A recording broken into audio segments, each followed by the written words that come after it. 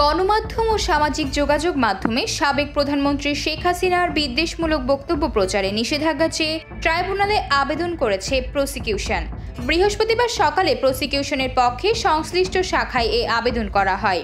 ট্রাইব্যুনালের চেয়ারম্যান বিচারপতি মোহাম্মদ গোলাম মর্তুজার নেতৃত্বাধীন ৩ সদস্যের বেঞ্চে এর শুনানি হবে।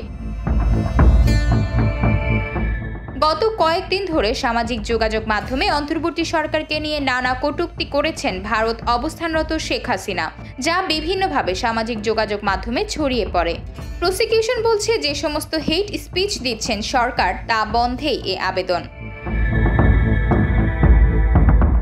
এর আগে গেল 18 নভেম্বর, জুলাই, আগস্টে গণহত্যার ঘটনায় দায়ের করা মামলায় সাবেক প্রধানমন্ত্রী ও আওয়ামী লীগ সভাপতি শেখ হাসিনার বিরুদ্ধে 1 মাসের মধ্যেই তদন্ত শেষ করার নির্দেশ দিয়েছিলেন আন্তর্জাতিক অপরাধ ট্রাইব্যুনাল। 17 ডিসেম্বরের মধ্যে এই প্রতিবেদন দাখিল করতে হবে।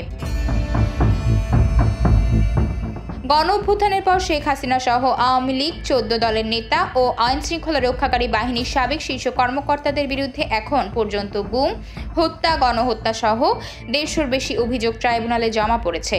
গ্রেফতার আছেন সাবেক 10 মন্ত্রী সহ 25 জন।